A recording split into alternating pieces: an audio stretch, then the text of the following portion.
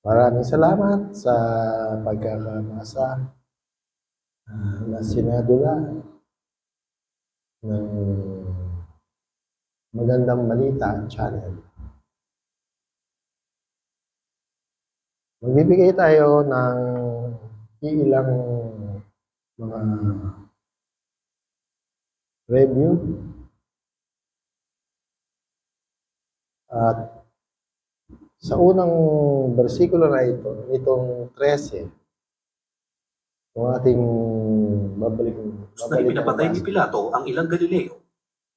Si Pilato, itong magpapapatay kay Kristo ay talaga palang bangis. Kasi dito pa lang sa anong to, bersikulo na to. Dumating noon ang ilang tao at ibinalita kay Jesus na ipinapatay ni Pilato ang ilang Galileo, habang ang mga ito ay nag-aalay sa Diyos. So, mga Galilea, o taga Galilee, kung saan si Jesus Christ mismo, sa region ng lugar ni Jesus Christ, pinapatay niya ang mga nag-aalay doon sa templo. So, ganun kabangis pala talaga si Pilato. Ngayon, hindi lang yun. Kung itutuloy pa natin, ito ang sabi. Sinabi niya sa kanila, akala ba ninyo, dahil sa sinapit ng mga taga-Galilea yun ay sila na ang pinakamasama sa lahat ng mga taga-Galilea? Hindi. Ngunit sinasabi ko sa inyo, kapag hindi ninyo tinaligdan ang inyong mga kasalanan, mapapahamak din kayong lahat. At ang 18 namatay nang mabagsakan ng tore sa Siloe. Sa akala ba ninyo'y higit silang makasalanan kaysa ibang naninirahan sa Jerusalem? So, itong lugar na itong Siloe, ito yung pool. Isang lugar na may pool. Kumbaga yung stream ng tubig na i-stack dito sa lugar na to. At may kahiwagaan itong pool na ito. Nakapalibot dito yung may mga leprosy, yung may mga sakit, may mga karamdaman. Kasi hinihintay nila itong parang magbulabog, parang bumula, ganun. Magbulabog. Pag nagbulabog yun, ibig sabihin, may pagagalingin isang may sakit. Yun ang ano doon. Kaya agawan sila na unang makalublob dun sa Siloe na yun. Kaya maraming taong nandoon.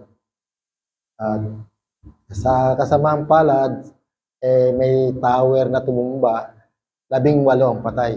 Ibig sabihin, nabagsakan ito, mga kawawa ng tao, mga dumadanas ng mga kapighatian, mga karamdaman. Yan.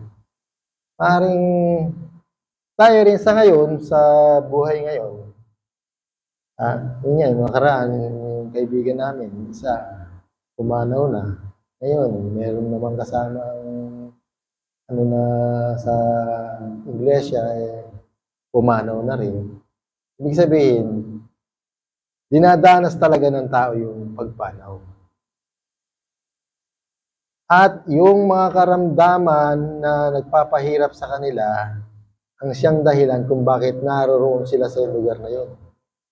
At yung mga nag-o-offer naman doon sa templo, na sinasabi pinatay ni Pilato, siguro mga kawatan, magnanakaw, yung kumbaga sa panahon ng Kastila,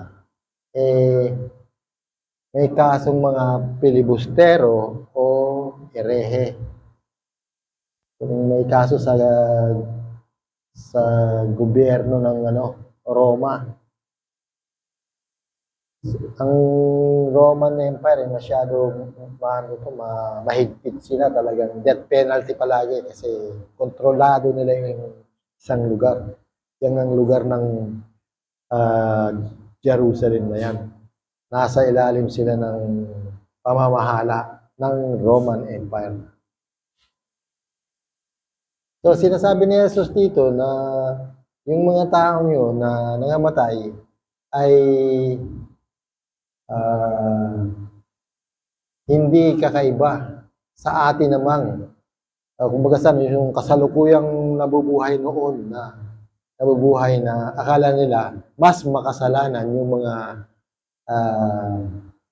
mga taong yun na inabutan ng kamatayan.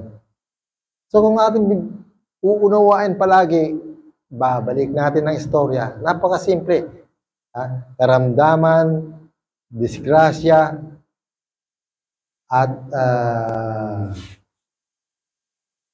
ano pang disgrasya, ibig sabihin, ano yun?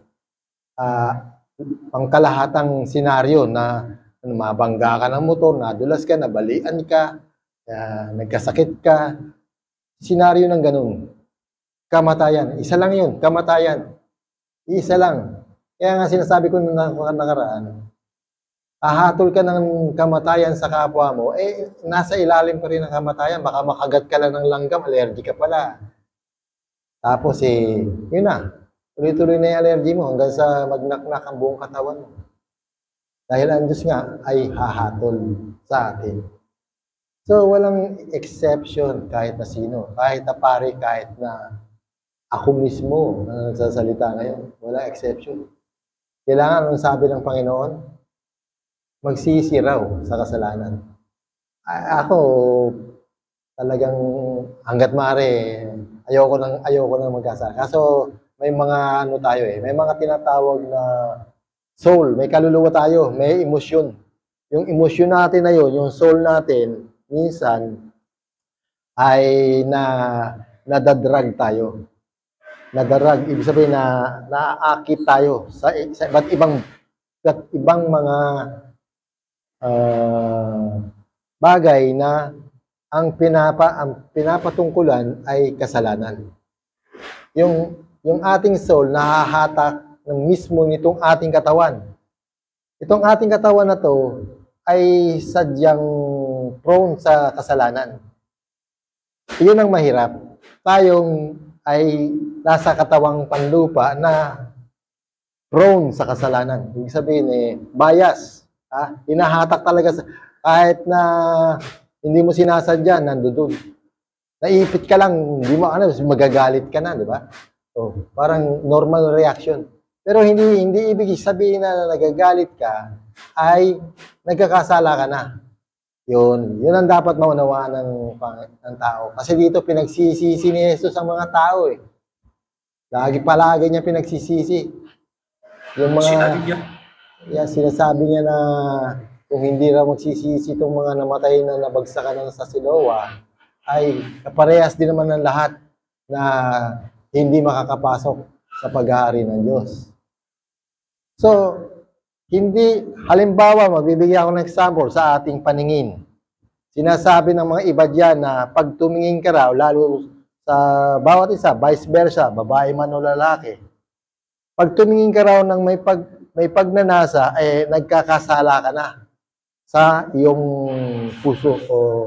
Ang puso kasi, kaluluwa yan emosyon. Ngayon, hindi porke tumitingin ka, magkakasala ka kung alam mo ang kasulatan, kung alam mo ang sinasabi ng Panginoon. Ngayon, kung hindi mo alam yan, maguguluhan ka, makukompuse ka. Lilinawin natin ngayon. Pag tumingin ka, halimbawa, may babae talaga na may mga sexing babae, wala tayong magagawa doon. Ano nila yun? Virtue nila yun. Ano ng Diyos yun sa kanila. At dahil lumalakad sila sa hindi nila tinatawag na alam na nakakaano sila ng ibang tao, yung ibang tao nakapektuhan. Ayun, tumitingin sila ng may pagnanasa. Pero kung hindi ka titingin ng may pagnanasa, halimbawa, ang ganda naman itong babae na to. Di ba? Maganda naman talaga siya. Pero huwag mo sabihin na sana, huwag mo nang dagdagan. Yun. Doon ka pa lang, magkakaroon ka ng conception. Kumbaga sa ay conception ng magbubunga ng magsisimula ang pintuan sa iyo ng kasalanan. Pero hindi porke tumingin ka sa isang tao, sa kanyang ina-appreciate mo, hindi ibig sabihin nagkakasala ka na. Ganon. Yung mga hindi nakakaintindi ng kasulatan, ay akala nila guilty na sila. Pero hindi, binigyan ka talaga ng mata para makita mo lahat ng bagay. Ha? Hindi mo aksidente, nakakita ka ng bagay na malaswa. Nakita mo eh. Sabi mo lang, oh Panginoon, in Jesus' name. Ibig sabihin, hindi ka bumabaling doon, hindi ka bumabayas sa kasamaan. Yun ang sinasabi ng Panginoon na mag-divert kayo. Ibig sabihin magsisi. Ang ibig sabihin niya, yung pinaka parang another term niyan, i-divert mo ang isip mo, ang puso mo. Huwag kang pumalong, huwag tayong matangay ng agos. Karamihan sa atin, hindi naman tayo abnormal eh. Normal tayong tao eh. Ang normal na tao talagang ganyan. Pero, dahil ang Panginoon nakikialam sa atin, nagsasabi sa atin ng mga bagay, ay nagbibigay ako ng mga reaksyon sa sinasabi niya. Kahit ano pa yan, kahit nasugal pa yan. Pag may siyempre, alam nyo ang sugal kasi covetousness yan. Covetousness sa English. Ang sa Tagalog yung kasakiman. Yun ang ng sugal. Kasi malakas na hatak, lahat naman yan, malakas na hatak ng kasalanan, na ang sinasabi ng Panginoon, magsisi. Ibig sabihin, turn around, turn back, yung talikuran mo, yun lang. Yun yung parang kasi pag magsisi, parang masyado na tayong napaka masamang tao. Hindi naman tayo masyado mabuting ang tao sa pag-asa eh. Pagamat siyempre nagsasaya at yung iba hindi nalalaman ng lakad ng Panginoon. Yun ang sinasabi ng Panginoon. Talikdan mo. Wag kang sumulong diyan. Umiba ka, talikdan, pigilin mo kasi yun nga, mahahatulan. Sino ba hahatol? Nakahatol na nga eh. Ibinigay na nga ang mga salita niya eh. So, kaya ito, nililiwanag natin kasi malalim tong mga sinasabi ng Panginoon na hindi mas magaling o mas makasalanan yung mga namatay. Hindi raw ganun. Lahat daw pare-parehas lang. Kumbaga sila dumating sa kanilang hatol. Yun nawa ang wag mangyari sa atin. Humahatol. Gayon pa lang humahatol na ang Diyos. Kaya nga dito, masasabi ko, maganda ang agos ng buhay dito sa Pag-asa. Kaya naniniwala ako na maraming makakaunawa dito at magbubukas ng puso sa ating Panginoon. Kasi kung hindi, no choice. Lahat tinatawag na. Ayaw mo, ang Diyos, hindi naman, kumbaga hindi naman tayo importante sa Diyos, pero minamahal tayo ng Diyos. Ngayon, tayo na tinatawag na nakakaunawa, ayaw sa lumapit sa yakap ng Panginoon. Natural, malalaglag tayo. Yun. Kasi yun ang sinasabi niya. Hindi ako nire-review ko lang. Kaya ang pangangaral lang ang Panginoon, tapos na, hatol na, babasahin na lang natin at bibigyan ng konting review. Yun na lang ang ating... Kasi dito, may mga balik-balik na istorya, katulad ng mga karamdaman, yung mga palagi na lang. Kaya ako, naniniwala ako na sa pagpapagaling ng Lord. Kasi hindi naman to expire na salita ng Diyos. Active ito.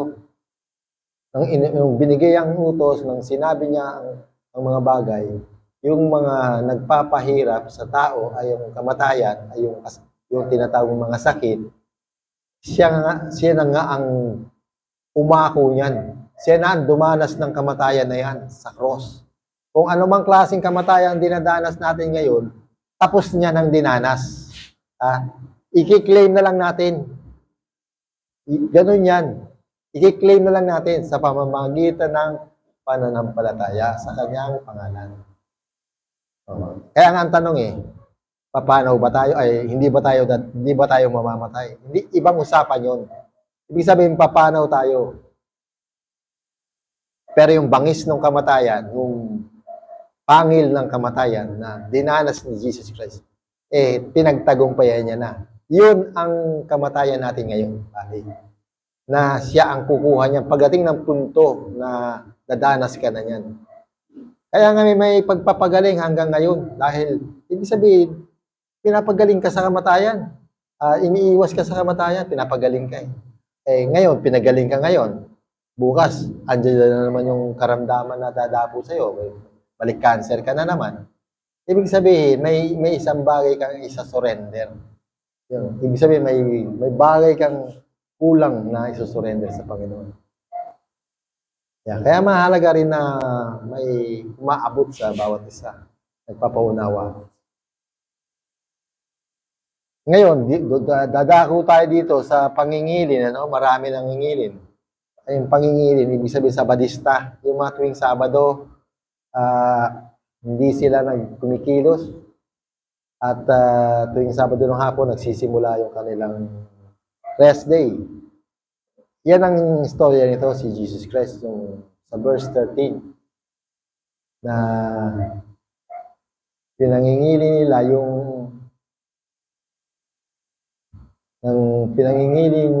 yung tinatawag na pista ng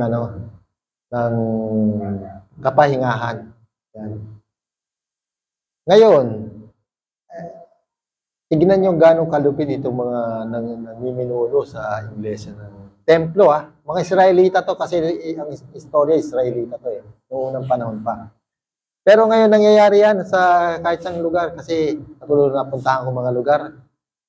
Mga kamag-anak, mga kakilala, mga Sabadista, sa hapon nila wala silang kasi inutos daw na kapahingahan. Dito ngayon ang pinagtatalunan palagi na si Jesus, against siya na mamahinga lang sila, wag iligtas yung mga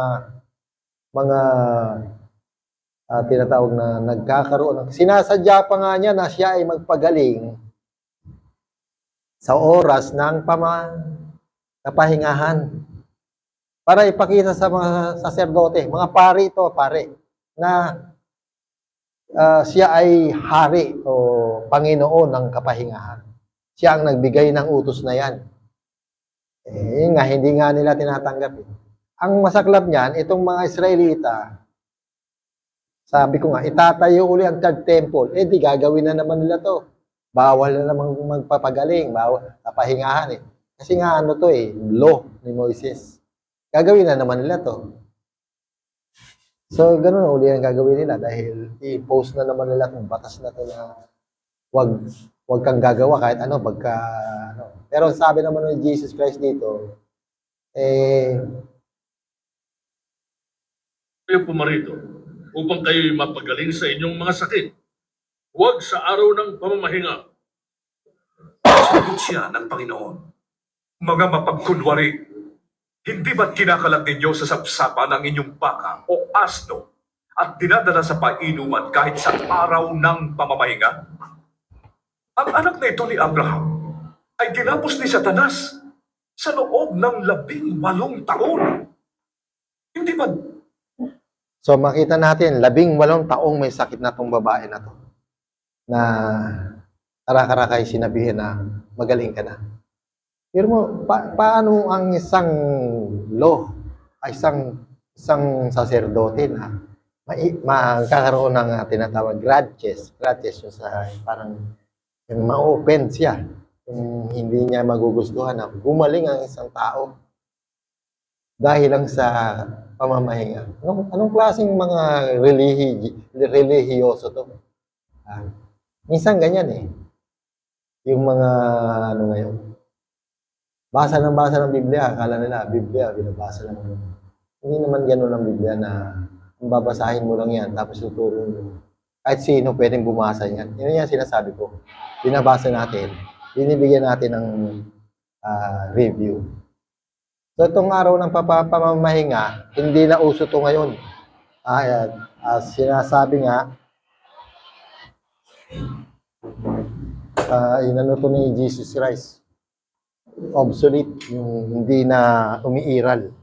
Ang masaklap niyan, marami pa ngayon na bumabasa niya kasi nga nasa Biblia. Nasa Biblia.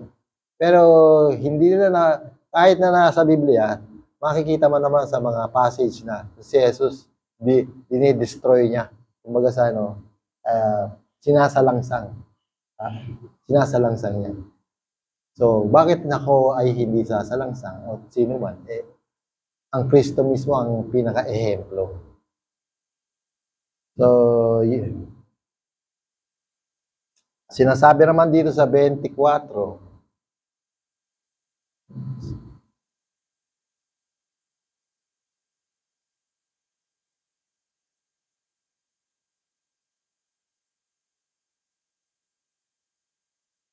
Pagsikapan ninyong makapasok sa makipot na pintuan. Sinasabi ko sa inyo, marami ang magpipilit na pumasok, ngunit hindi makakapasok. Kapag ang pinto ay isinara na ng puno ng sambahayan, magtitiis kayong nakatayo sa labas at katok ng katok. Sasabihin ninyo, Panginoon, papasukin po ninyo kami. Ngunit sasabihin niya sa inyo, hindi ko kayo nakikilala. so ito dito, sinasabi talaga ng Panginoon na magpilit daw tayo pumasok. Magpilit. Ha? Hindi basta barang ini-encourage. Ako, nag-i-encourage ako. Ginagawa ko to dahil nagpipilit akong pumasok. Yun ang ibig sabihin. Hindi ako nagpapasikat. Ginagawa ko to dahil ang Diyos kasama natin. Yun ang puntos ng Kristo dito. Gumawa ka ng bagay na magkaroon ka ng part. Magpilit kang pumasok dahil dahil dating ang Panginoon, i-deny tayo ng Panginoon. Ngayon, paano tayong i-deny? Gumagawa tayo ng bagay na inuutos niya. Ang sabi, hindi ko kayo nakikilala. Sasabihin naman ninyo, kumain po kami at uminom na kasalo ninyo at nagturo pa kayo sa aming mga lansangan. Sasabihin naman niya, hindi ko kayo nakikilala. Lumayo kayo sa akin, kayong lahat na mapaggawa ng masama. So, balik na naman tayo. Ganun na naman. Kayong lahat na gumagawa ng masama. So, isa lang kalaban ng Panginoon, no? Ang masama, no? Ayaw niya lang masama, yun lang. Tapos na sana eh. Okay na sana eh. Pero, yun nga lang, ayaw niya talaga na masama eh.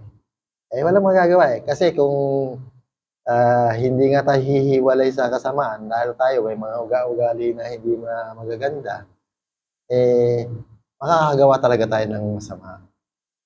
So, walang exemption sa sinasabi ng Panginoon dito. Kasi, sinasabi niya lahat eh. Kayo, nangaral pa kami. Katulad ko na kasi nagsasalita ako dito. Baka mamaya ako tinutungkol ng Panginoon dito. Di ba? Kaya ako nga na nagpipilit na pumasok sa karanahan ng Diyos. Nagpipilit. Nandito ako sa verses na to. Na nagturo pa po kami sa mga lansangan. Sabi dito. Ginagawa ko kasi to. Pero hindi, ang sabi niya, lumayo kayo sa akin, kayong gumagawa ng masama. So, hindi lang passes ko, ako man sa sarili ko, na ako'y nagtuturo. Sabi dito, wag daw akong gagawa ng masama. Yun, isa pang bagay. Ngayon, yung aking ginagawa, sinasabi naman merong tinatawag, there will be a portion of threat, sabi nga yung gantimpala. Pag dating na ng panahon, may gantimpala yan na aanihin. Magmamana ka ng bagay na ikakatuwa mo doon sa lugar na pinramis ng Panginoon. At kasama na nga dyan yung yung sinasabi ko nakaraan, magkakaroon ka ng pakpak, magkakaroon ka ng baluti, magkakaroon ka ng mga bangles na pwedeng magiging maaaring bulaklak sa buhok na umaalingasaw ang kabungahan. Ganon.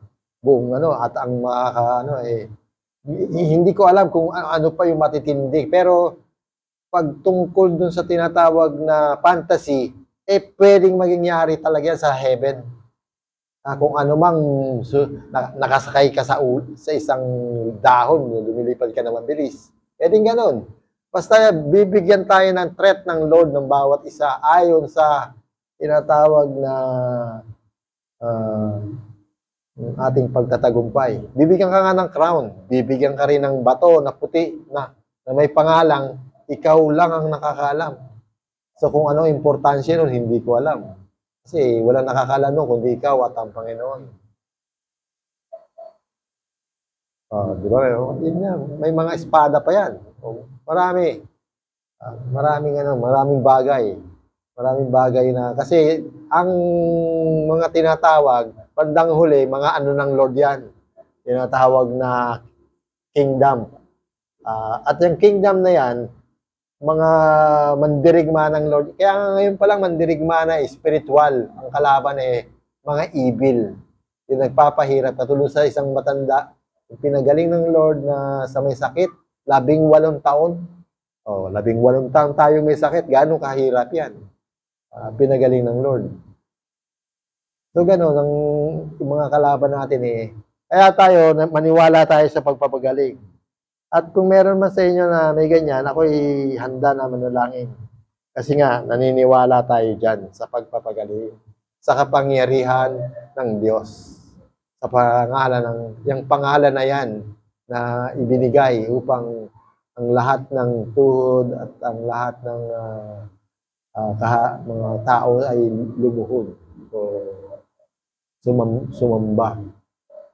At ang mga demonyo ay nanginginig dyan sa pangalan na yan. Kaya kung sino man yung mga pinapahirapan ng demonyo, inaalihan ng demonyo, na demon possessed na hindi nyo alam, totoo yan, talagang may demon possessed na hindi nyo napapansin na kumbaga sa yung tinotrouble ang ating katawan. Yan. Ganun. So, yun na ating mapag-uusapan. At sinasabi rin na maraming papasok. Maring kayo, tayo, marami. Doon sa mga tinatawag na magbibigay ng importansya, ay maraming papasok din. Sinasabi. Tunay kang may nahuhuling mauuna at may nauunang mahuhuli. Dumating noon ng ilang Pariseyo at sinabi nila kay Jesus, "Umalis na kayo rito, sapagkat kayong ipapatay ni Herodes." Subalit sumagot siya, "Sabihin ninyo sa asong gubat na yon na nagpapalayas pa ako ngayon ng mga demonyo at nagpapagaling ng mga may sakit. Gayon din ang gagawin ko bukas, at sa 3 araw ay tatapusin ko ang aking gawain. Ngunit dapat akong magpatuloy sa aking lakad ngayon, bukas at sa makalawa, sapagkat hindi dapat mamatay sa labas ng Jerusalem ang isang propeta. Jerusalem! Jerusalem! Pinapatay mo ang mga propeta at pinapato ang mga sinugo ko sa iyo. Ilang beses kong sinikap na kupkupin ang iyong mga anak, gaya ng paglukob ng isang inahin sa kanyang mga sisiw. Ngunit ayaw mo, kaya't pababayaan ng lubusan ng iyong templo. Sinasabi ko sa iyo, hindi mo na ako makikita hanggang sa dumating ang oras na sasabihin mo, pagpalain daw ang dumarating sa pangalan ng Panginoon." So nakita natin dito, ang si Jesus Christ na nagdadalamhati nung panahon niya na sinasabi niya, Jerusalem, Jerusalem. Kasi nga, yung templo na sinutukoy niya, nung 70 AD, yung 70 years after na nabuhay si Jesus Christ,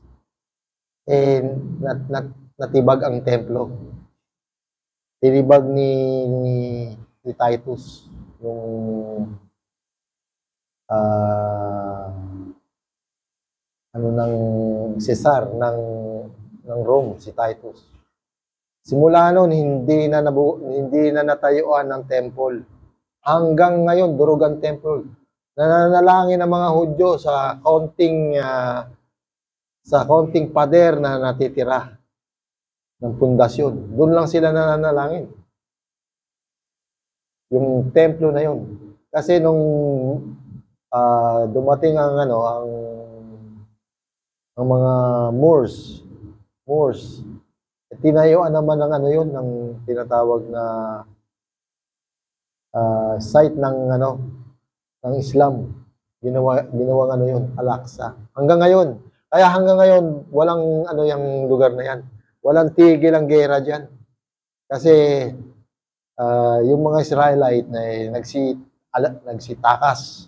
Napunta diyan sa Europe, napunta diyan sa mga Russia. Marami diyan nagpunta sa Russia. Hanggang sa Amerika, hanggang sa South America. Nagkalat sila hanggang sa Iran. Kaya nagkalat ang mga Jew hanggang ngayon. Kaya sinasabi dito hindi na nila makikita. Hanggang ngayon, itong sinabi ng Panginoon, hindi na babalik para itayo yung templo na yan. Kaya sinasabi nila itatayo raw ang templo. Hindi na si Jesus Christ ang may kalooban yan. Ano na ang may kalooban yan? Antikristo. Yan ang huling Antikristo. Itatayo nila. Ngayon mismo, balak nila itayo yan. Kaya yung mga Israelita magulo isip niyan kasi yung bandera nga nila tinalakay natin mismo. Ang bandera nila na akala nila tinatawag na Star of David, hindi nila nakikilala si Jesus Christ pala yun. Yung bandera nila, hanggang ngayon hindi naman nila pinaniniwala si Jesus Christ. Kaya magulong, lagi nagre-request ng prayer yan sa mga Christians. Siyempre, bukas ang puso ng mga Christian diyan sa mga Israeli.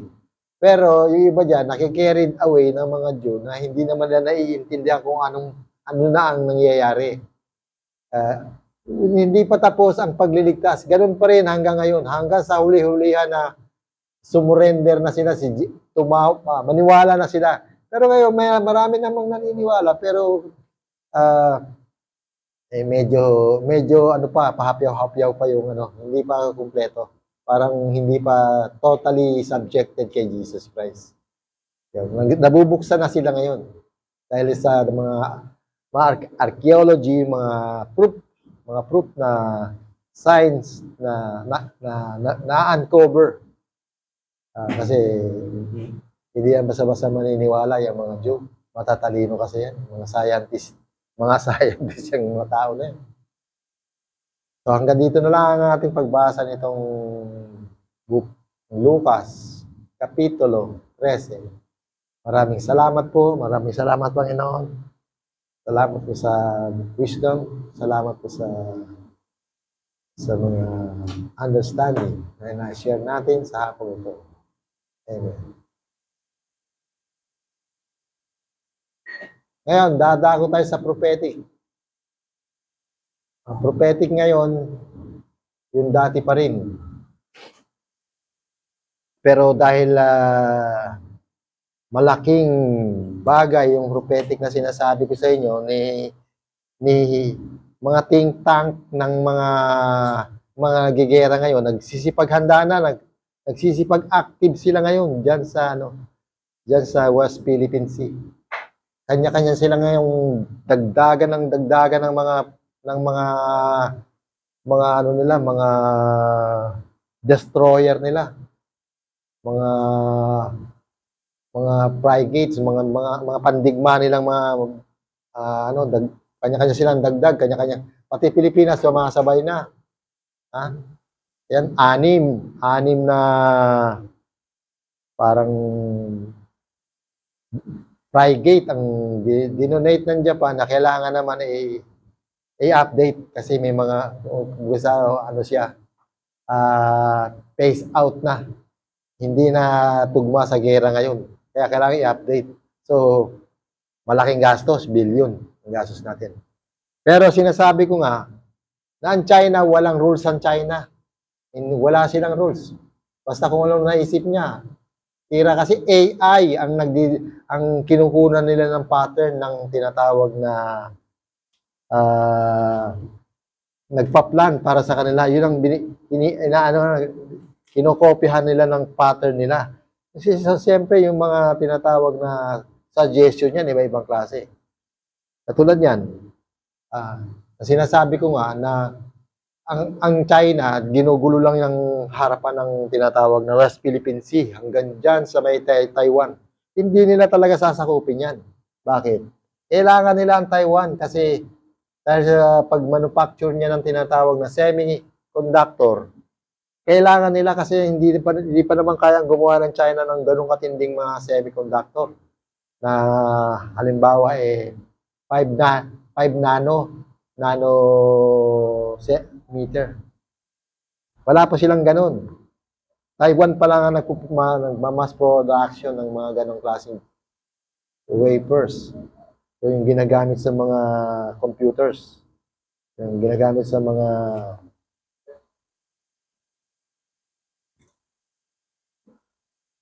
mga electronics, sa mga warfares ng mga fighter planes, ng mga drones, at mga robodogs. So ngayon, hindi nila gagalawin yan. China na yan. Kumbaga kasi inaano lang nila yan, parang binablap. Binablap na lang nila yan para bumigay yan unti-unti. Kumbaga sa sila na mismo ang magano na sige, mag-unite na kami. I-unite na kami, sasangayon na kami sa mga platform na gusto ng China. Kaya nga lang, itong China hindi lang naman Taiwan ang gustong kunin ng West Philippine Sea. Doon na pumapasok tayo na ayaw natin ibigay yung West Philippine Sea. Mawawalan tayo ng mga galunggong tsaka mga tuna. At diyan kinukuha yung marami dyan sa yan. So, yan ang dahilan. Pero, kung tutusin, yung mga pinagsasabi ng Pilipinas tungkol dyan sa mga ingay natin tungkol dyan, kumukuha lang tayo ng kumbaga sana ingay para makadraw tayo ng mga kakampi. Yun ang dyan ang sistema ng mga ng Pilipinas. Nag-iingay lang ang Pilipinas. Kasi kung talagang kunin China, wala namang magawa ang Pilipinas. Ngayon, itong huling panahon, yun nga, ang China, siyempre, mga matitinding developer yung mga Chinese. So, makikita nila na kaysa kunin natin ng Taiwan, kunin natin ng Philippines. Kasi, ganun din ang sumay, gera din eh. So, yun ang pinaka simpleng term na madidiscuss ko para magkaroon ng pamagat. Kesa kunin natin ang Taiwan na matindi ang pagtutol, matindi ang mga nakahandang armas na haharapin natin, Philippines na kunin natin, yung gitna ng Philippines. Kasi nga, papasok sila dyan sa tinatawag na pasok sila dyan sa may Malaysia.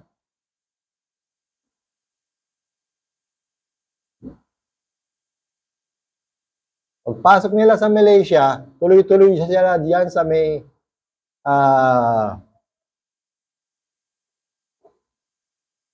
tuloy-tuloy sila diyan sa may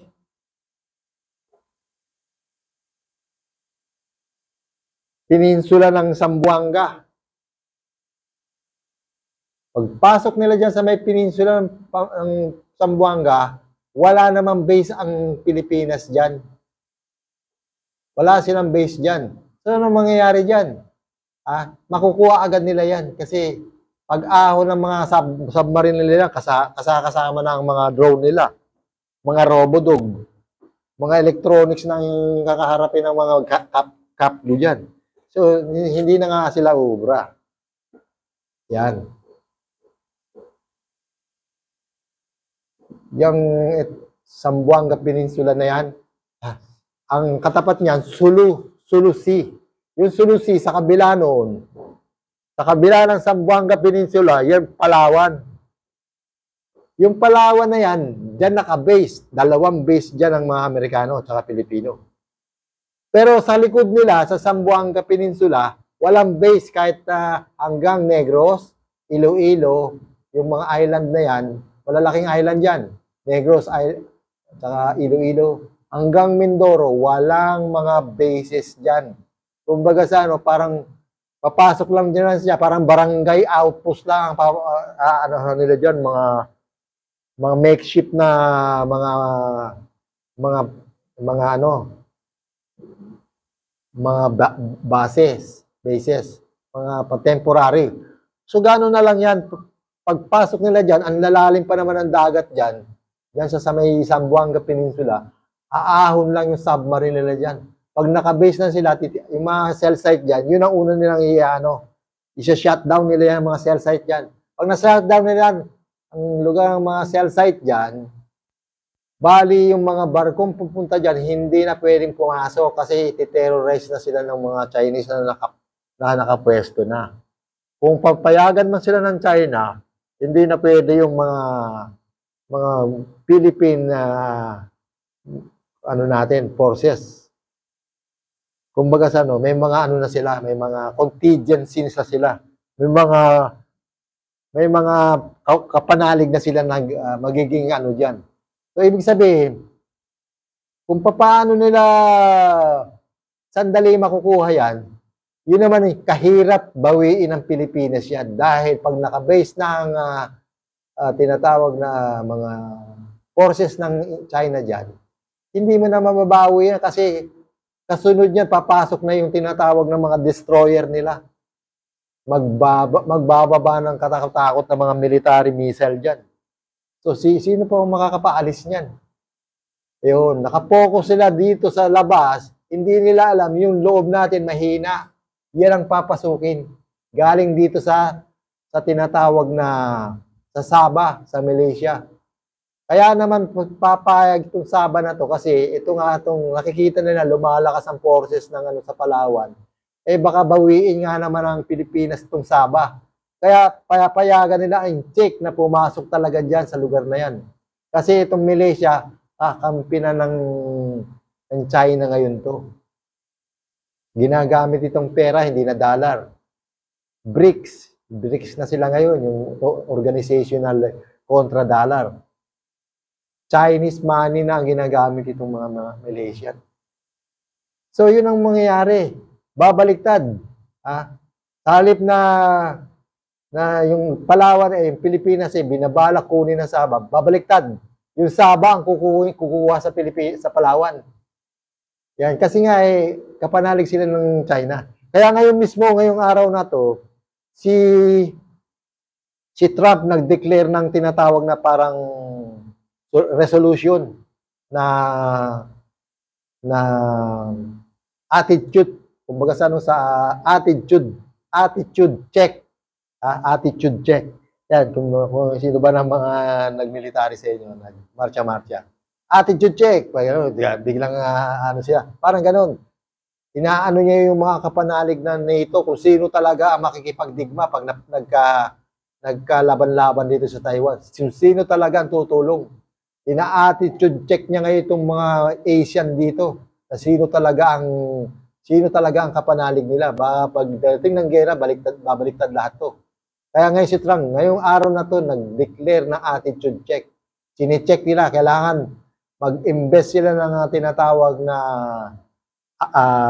armament sa US. Mag-invest sila ng ganitong porsyento. May tinatalang porsyento para makita talaga na sila ay kakampi o katuwang diyan sa sinusulong diyan sa Taiwan na pagre-retrieve, no? Ine-retrieve yan ng China, binabawi. Kung sino ang gustong nag-oppose, naman forces naman ng US. So ngayon, meron silang attitude check, inaanuhan lahat ng tinatawag na finance ng ilang porsyento para idagdag dito sa pagprotekta dito sa Taiwan. Yun, tama yung ginagawa ni Trump. Kasi pag bandang huli, babaliktaran yan Hindi, babalimbingan yan. Maiiwan siya mag-isa dyan, tsaka Philippines. Baka ang Japan nga, bumabaliktad na So, kailangan attitude check. So, hanggang dito na lang. Tsaka isa pa, ito nga pala, dagdag. yung sinasabi kong ito, last weekend. Ang dagdag dito, actually, talagang mahihirapan ang mga NATO dito. Kasi, hindi kaya yung, yung Taiwan na yan. Kasi nga, malakas ang puwersa ng, dyan. Pangalawa, dahil nag-attitude check ang Amerika, dyan malalaman kung talagang tinatawag na sino ang kapanalig na pag-atake ng China tutulong o kailangan merong investment na Ngayon, hindi pa nga tiyak kung sino. Pero ako, may advance na nga, prophetic nga ito sinasabi ko Ganito ang mangyayari. Nasasabihin ko sa inyo, ang sa akin ng Lord, ang vision sa akin, ang nakikita ko. Ngayon, dahil hindi talaga totally na sila dyan, re-reply dyan sa nire-require ni Trump na attitude check na yan. So, dahil sa economy, siyempre, ang China ang may hawak ng mga technology. Hindi sila pwedeng, saka yung iba dyan, kontrolado ng China sa mga pautang, gano'n, sa mga project, yung mga malalaking bridge, kumbaga sa maraming ganyan ng China, mga bridges, mga kung ano pa. So, nakita ko talagang dito sa Spratlys Island na yan, magiging parang dyan, magkakalat ang mga tinatawag na barkong pandigma ng China dyan. Mawawala ng mababraso ang Pilipinas dyan. Dahil nga dito na sila dadaan sa likod Kumbaga yung front ng gera, malilito ang Pilipinas. Sa Spratlys sila nakaharap, yung pala ang gera dito na sa Sulu Sea, sa loob natin, tsaka sa Celebes Sea. O kung kayo gusto yung mga mapa, tignan nyo kung ano yan. Bali, ang hahawakan na dyan ng Chinese, yung tinatawag na Sulu Peninsula. Malaki yan. Sambuanga hanggang Dipolog yan. Negros, Iloilo, Mindoro. Wala kasing base yan. Yun ang tinatawag na yung point ng tinatawag na decision point na madali lang desisyonan kasi wala walang friction, walang haharang sa kanila. Kasi nga bago makapag-maneuver yan, malilito na sila. Bakit may mga puwersa na sa loob? Siyempre, magkakagulo yan. Ang tanong, hindi naman papasok agad yan sa gera natin. Hindi. Iniiwanan lang tayo ng tinetraining ang Pilipino. Yung loob ng Pilipinas na yan, malayo yan sa Japan. Talagang isang islap lang, makukuha tayo ng China. Kailangan buksan nila ang isipan nila. Yung mga think tanker ng mga military, kailangan tignan nila yung mapa. Ngayon, andito na yung sisingit ko yung sinasabi ng Lord na i-devastate niya ang China. Diyan sa gera na yan, hindi natin kaya ang China. So sa madaling sabi, diyan napapalo yung tinatawag na magkakaroon ng tsunami. Magkakaroon ng malaking tsunami diyan sa harapan ng Indonesia na yan.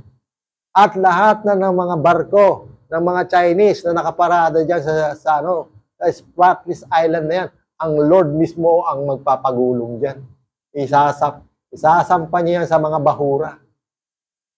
Yan ang sinasabi ko sa inyo, ang Diyos ang nagde-devastate ng China. Kakaiba na ito ngayong sinasabi ko. Dati, bagay, hindi ko naman alam ang ginagawa ng Lord. Nakikita ko na lang, bumabaha. Ngayon, super init naman. Diba? Lumilindol. Ngayon, iba naman. Tsunami naman. Kakaiba na to. Kaya, abangan natin. Maganda tong mga prophetic na to Bagamat maganda to, pero ang China makakapag-base talaga sa loob ng Pilipinas. Kaya ngayon, itong ating mga leaders, mga politician, wala sa hinagap nila itong sinasabi ko.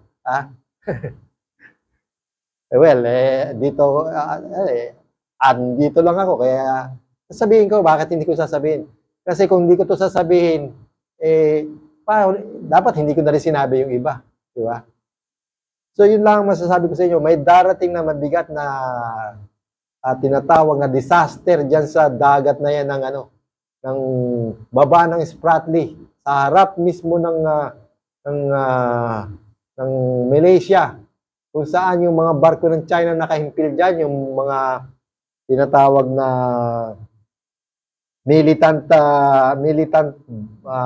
mga barkong militante dyan na dikit-dikit na hindi mapalis ng Pilipino, magkakabulbul yan pagdating ng araw na to na sinasabi ng Lord. Magkaka-tsunami dyan. At doon, makikita nila na hindi na tao kalaban nila. Ang Diyos na magpapahina sa kanila. Hindi kaya kasi, pag nangyari ang pasok nila dito, tiyempo yan, gaguluhin nila yung tinatawag na taas, yung Taiwan na yan.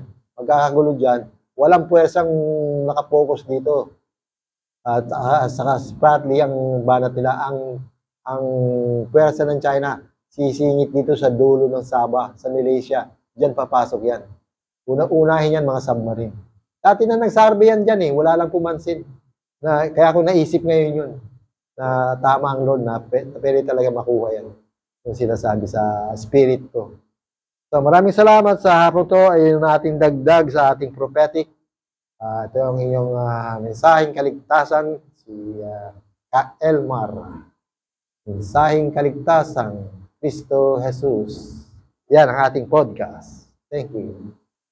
Thank you, Lord.